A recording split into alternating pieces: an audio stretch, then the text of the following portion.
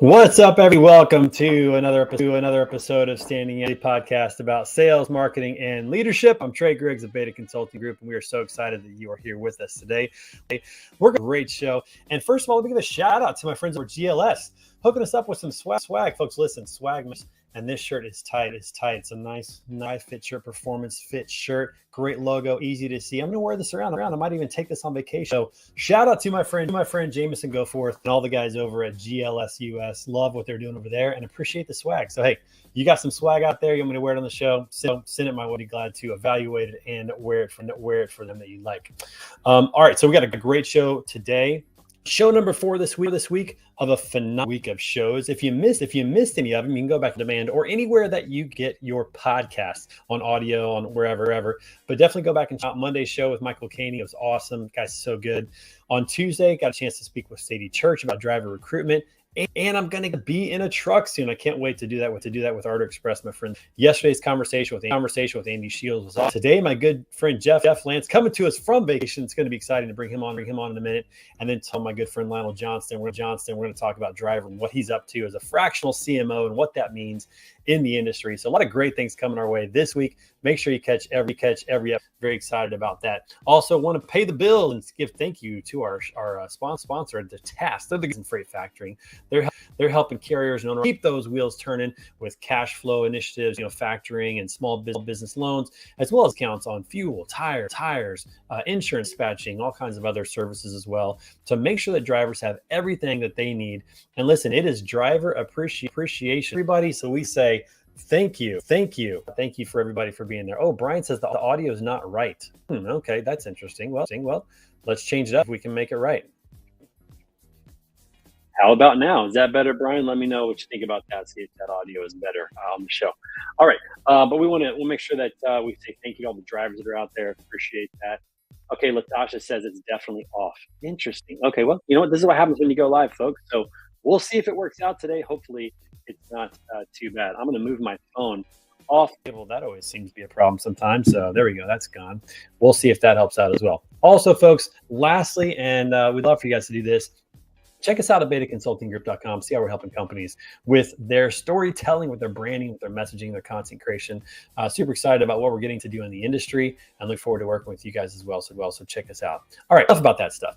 Let's bring on the guest and let's see how it gets better. So, Brian, Latasha, letter, or if it's still bad, and we'll go from there. But I'm excited to bring on my friend Jeff Lantz. I've known him for a long time. He's been a part of great brokerage from the very beginning with his they've built an incredible company. They recently rebranded and they're just absolutely killing it. And so I'm super excited to bring him on the show today. If you're not familiar with who he is, love him. Everybody, please welcome to the show, my good friend Lantz. Jeff, what's up, buddy? How you doing? Hey, thank you. Yeah, man. Coming to us from vacation. Daytona, Florida. That's right. English and clothes. I'm kind of on vacation a little bit, working vacation down here in Daytona. I was down in Stewart prior to coming back up here. Now we're at a friend's place here in Daytona, and enjoying their new place. Now, are you on the beach? Is the ocean behind you, or where are you? No, actually, I'm on the inlet that runs up. Nice. The beach is across on the other side of that other island over there. Nice, excellent, very good. Well, I'm excited to have you on the show. Thanks for taking time to be on the show today. Oh, a few echoes. All right, Brian, we're working on it. Maybe it'll be better now. We'll see if it gets better now. All right, so Jeff, thanks so much for being on the show, man. I love it. You're wearing the swag. You got the Prosponsive logo going on up there. You were formerly CL Services, but before we go into any of that a little bit more, take 30 seconds and tell everybody a little bit about yourself and about what's going on at Prosponsive Logistics. Okay, I've been in the brokerage business my whole career. since 1987. I started out at C.H. Robinson, was my training ground, and then started CL Services Incorporated in 1997. And then last year we changed our branding and we went to Prosponsive Logistics. Why did we do Prosponsive Logistics? Well, about 8 years ago, we were all sitting around the conference table and, trying to really figure out what we wanted to do or be when we really grew up. And Prosponsive was, we all came up with, what's missing in our industry? Communication. Communication is everything in our business, whether it's communicating over the phone or communicating digitally. It is absolutely everything. Lack of communication is probably the biggest downfall of our business.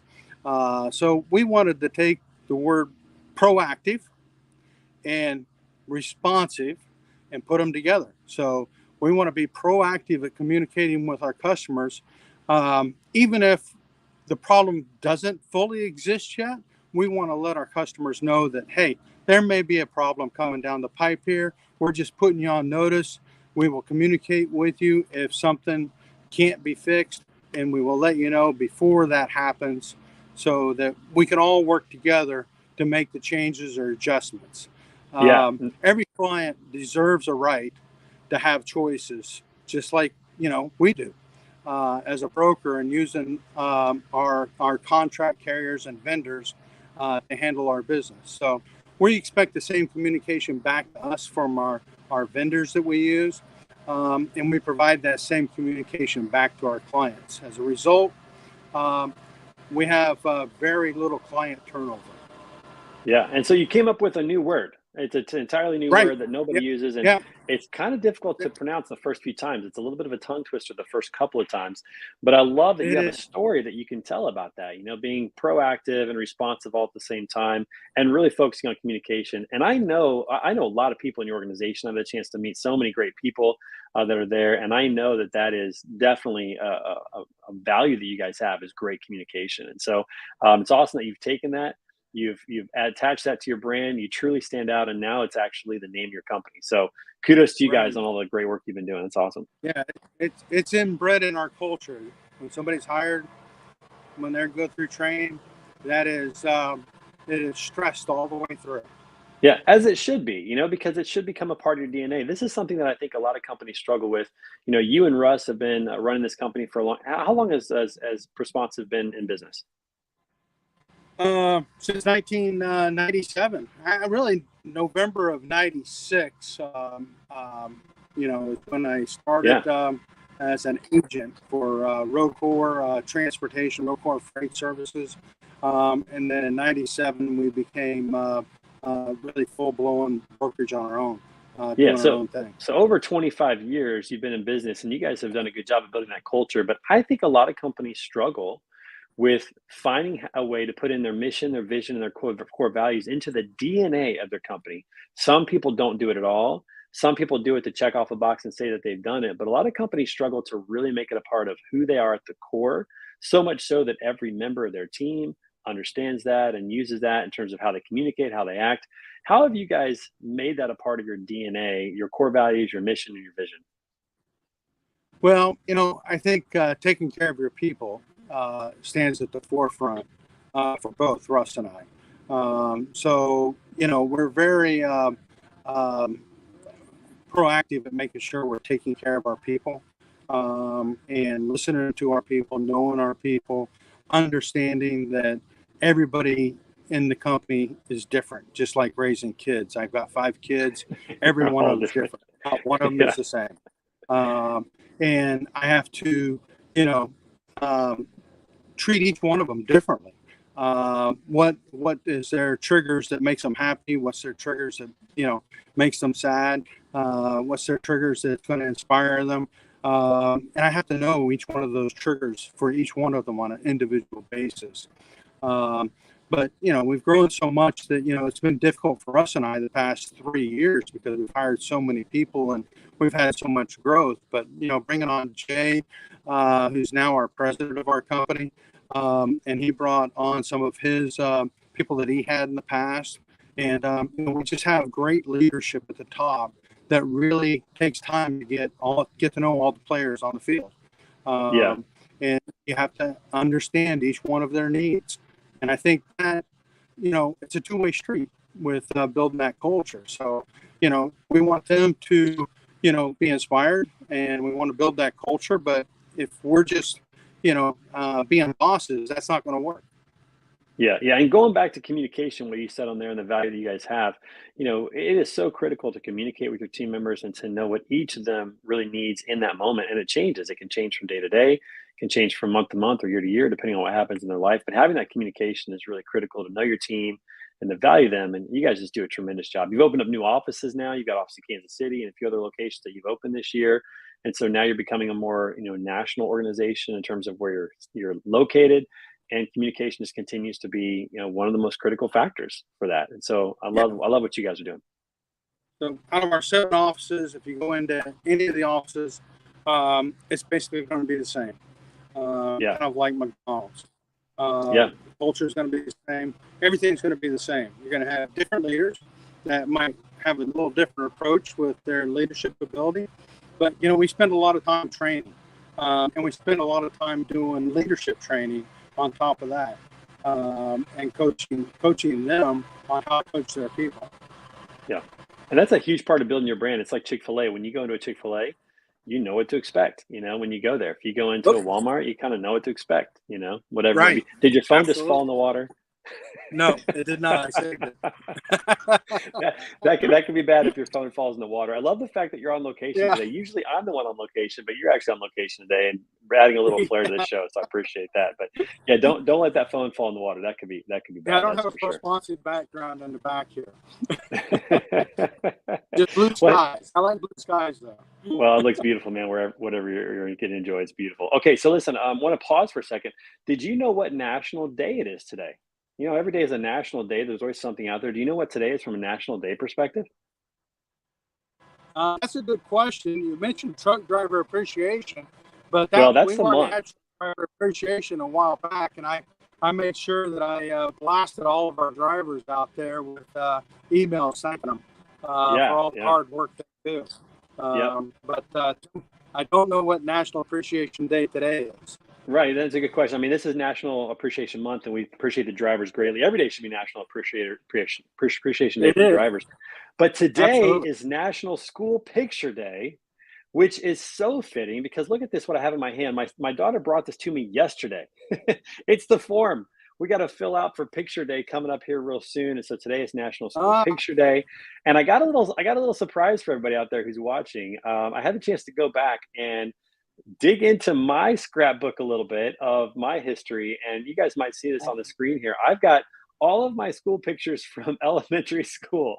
So that is me preschool all the way through 5th grade right there. And I don't know what's happening with the haircut there, with the bowl cut that we got going on. It was pretty bad. It was pretty bad, especially that 1st grade picture. The second one, that bowl cut isn't even. But that was pretty bad. So that was me up through 5th grade, and you started to see the spiky hair come into play in 4th and 5th grade. That's kind of when that started to happen. Which one is so? Those are all me. Those are all you. Okay. I was going to say the first 2 cuts. I remember having those first 2 cuts. Yeah, I had those. That's preschool through 5th grade for me. So everybody's getting a look into who I was growing up. But yeah, that spiky hair started to creep in 4th and 5th grade. And so listen, if you're watching the show and you can pull your picture, your elementary school pictures, that would be awesome. Would love to see those in the comments. So throw those pictures there. It is National School Picture Day. Jeff, do you have any pictures of you from when you were a kid? Do you still have any of those? I do. But boy, I'd have to go digging through them. Yeah, we're gonna have to give me a good one. Go see if you can find one. Give me one good one. I'll tell you, Trey, I understand the spiky hair because I have so many calics in mine. Unless I go really long, which I've never had, I have no other option but to do the kind of spiky hair myself. Otherwise, it's just a good look, man. It's a good look. Keep it up. stick with it. I did one time. I did have long hair. My freshman year of college, I did the long hair where I didn't cut it for like 4 months. It was terrible. I looked like somebody off of Beverly Hills 90210 or something. It was not good. I may try to pull that one up at some point. But yeah, the spiky hair is a good look. It takes care of the cowlicks. It looks sharp. So Lionel says that his mom gave him the same haircut every year for school pictures. So Lionel, we need to see some of those pictures and what haircut you got out there, which is pretty crazy. Lionel's going to be on tomorrow, by the way. So everybody make sure you come back tomorrow and listen to Lionel Johnson. It's going to be a fun interview. And again, he's one of my TikTok dance partners. So it could be some videos there for us to talk about. So, all right. So Jeff, I want to jump back into your story real quick. You and Russ have been working, Prosponsive Logistics for 25 years. What has that been like having a partner? And I want to ask you this because sometimes the saying goes, the only ship that won't sail is a partnership, because it's tough. It's kind of like a marriage. Like it's two unique people with two unique kind of ideas or visions, and those can change over time. Circumstances can change over time. What's it been like having a partner like Russ for 25 years? Well, I'll tell you, it is just, you hit the nail on the head when you said it's like a marriage. Okay. You can take the easy way out and get a divorce, or you can stick with it and keep going. And I hope my battery doesn't die, but I think I've got enough power. If it does, I'm going to be on my own for the last 10 minutes, so we'll be fine. Okay, we're gonna dig through it. But anyway, he and I have been like yin and yang over the years. But at the same time, we offer each other balance, and we know that, and we realize that's our strengths. Okay, Russ is a little bit more conservative than I. I'm more of a risk taker. So we voice our opinions, and we've always been very good at sitting down, discussing things. That when we want to make a change or growth, or we'll bring a third party in sometimes within the company, and find out how it's going to impact the people. Because one thing we don't ever want to do is make changes that are going to be a detrimental impact to the company, our people. So we've always made changes that have been good for everyone, or at least the majority, throughout the years. And so we've been very good at balancing each other. But, there's been times when he and I both were pulling our hair out at each other too. So, it has had its challenges over the years. But, I would say probably the past 3 years, I stepped down as president last year and the beginning of this year. And it's a really good feeling having a great leadership team in place, knowing that our company, I can be down here and I know that we're not missing a single heartbeat with the leadership that we have in place. And for Russ and I, that's a great feeling as owners of the company. So I think that we've complemented each other very well over the years. I understand a lot of partnerships don't work that way. He and I have personalities where we can figure out a way to make things work. Yeah, no, and it does sound like a marriage when you talk about him being more conservative and you're more of a risk taker. And it's funny how some of the best relationships are when people are opposite, when they see the world differently or see the world slightly, from opposite viewpoints. That can be really beneficial, because if you guys think the exact same way, there could be some good synergy there, but you might miss out on new perspectives or might miss out on certain details that you both are blinded to in many ways. So I think it's great. Yeah. And it speaks volumes to you guys in terms of your leadership, because of the team that you have. I know your team, your leadership team and your mid-level managers, they're phenomenal. And that speaks volumes to you guys. So kudos to you guys on that. Yeah, if there's a problem and I'm having a hard time digesting it, I step back and I always try and take a look at the worst case scenario. And I say, what if there were two of me as a partner?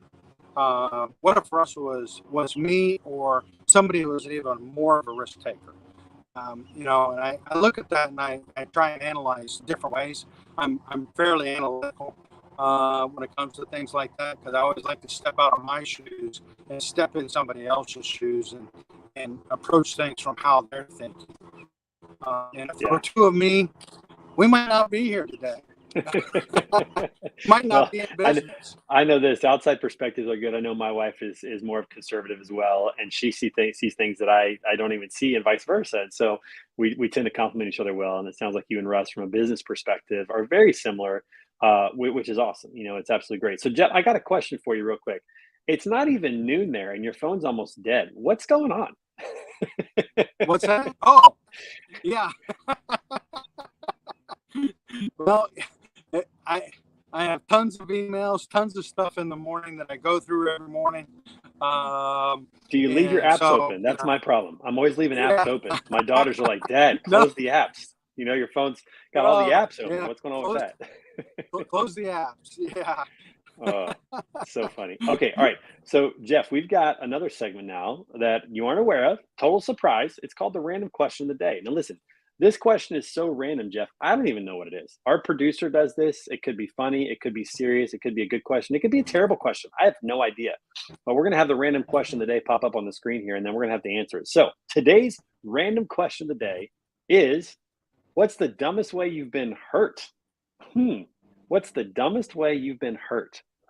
I've already got mine. Do you have one? That's an easy one. Go for it. What do you got? Oh, man. Let's see. There was a time period when I was into riding dirt bikes with my kids. Okay. And my son had his dirt bike. He left it in the garage, and the concrete was wet, and it was stupidity on my part. I got upset, and I said to him, look, put the bikes in the shed. Don't bring them up here and put them in the garage. I couldn't get my car in the garage. And the concrete was wet, and I started it up. I spun out on the concrete, and the foot peg went right through my shin and punctured my shin, and all the way through, almost about 3 inches down into my muscle on my calf. They had to suture me back up from the inside of my calf all the way back out. And that was probably, and it scraped the cartilage off my bone.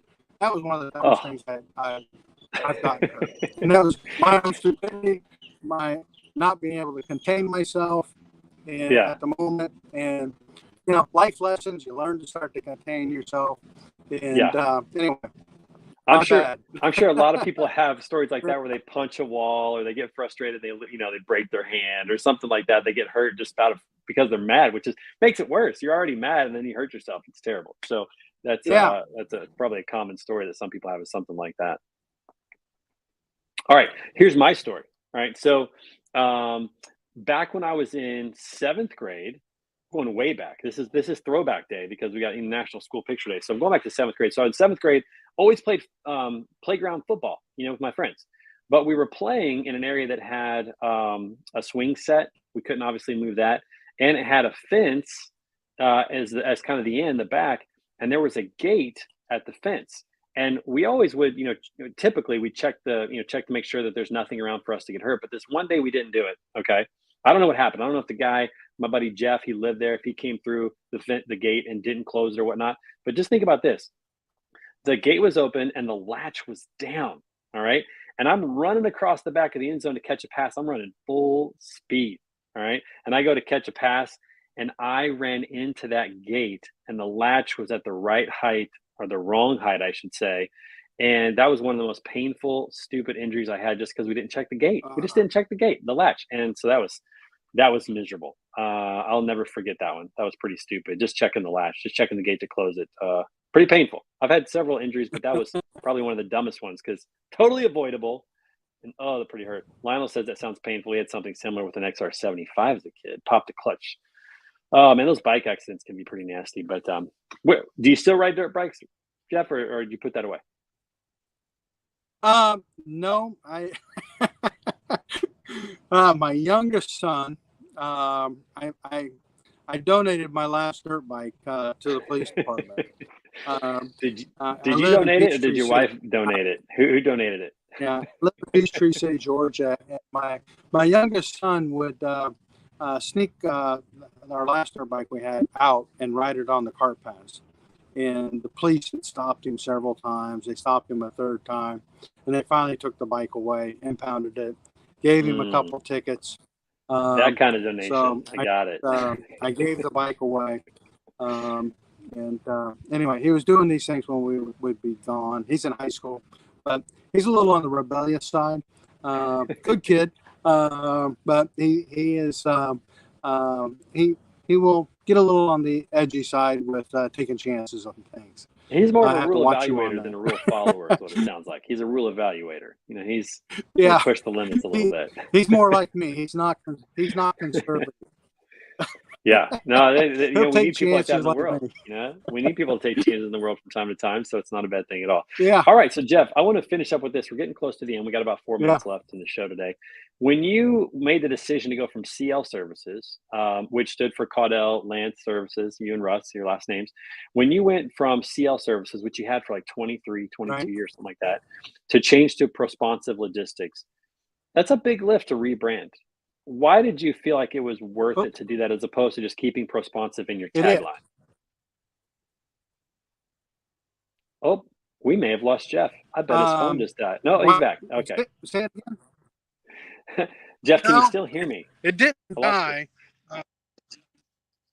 Yeah, let me see if I can pull you back up here. We lost the video. I can still hear you. Excellent. Well, this is what happens, folks, when you go live. So we got Jeff on audio now. We got audio. It's good. So my question, Jeff, was why was it worth it to spend the money and the time to rebrand from CL Services to Prosponsive Logistics? That's a big deal. So it's a lot of work. It is. But, like I said earlier, with the culture, we wanted to really, emphasize the culture of being Prosponsive Logistics. And that had probably the biggest piece of it. But the other piece of it was, CL Services was Caudell and Lance, right? For me, having my name on the door is not important. What's important to me is the people that are making it happen. And I really, and I think we all came to terms that really Prosponsive Logistics is what our people are. And that's what we want. We want them to be responsive. We want the company to be about them. It's growing to a size now where it's not about Russ and I anymore. It's all about our people, and it's all about that growth with our people. And really kind of having a shared experience with everyone. I love it. And I love the fact that you guys are willing to invest your resources, your money, and your time into making sure that that's the message that you guys are sending. It truly stands out. It's definitely a conversation starter when people say, what does prosponsive mean? You get to automatically tell your story right away. I think it's genius. I love the fact that you guys are doing that. And I appreciate you coming on the show today to talk to us a little bit about the rebrand that you guys are doing and all the great things that are happening at Prosponsive Logistics. I hope you'll come back and see us again soon. Oh, absolutely. Thank you, Trey. Absolutely. It's stuff you're doing, and I follow you. And I think that, all of the leadership training, I think that's really great because our industry needs that. And it needs a lot of that because the better everybody gets out there, the better our industry is. So I agree. It makes us all better, even though we're competitors. But at the same time, I look at it as, my son's kicking footballs in college again. And the team that he's on, they've got a lot of great kickers on the team. And he's having to compete for his job every week. Yeah. And it makes him better, and it makes all the other kickers better when they're having to compete. And I think that the same thing, if you take that and transpose that over to business and our industry, it makes all of us better at what we do.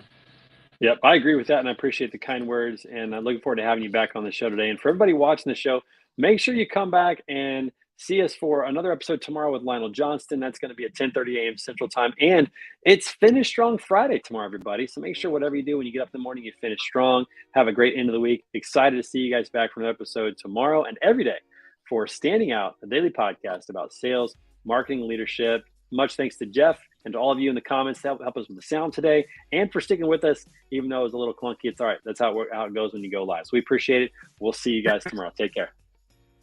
Thank you. Goodbye.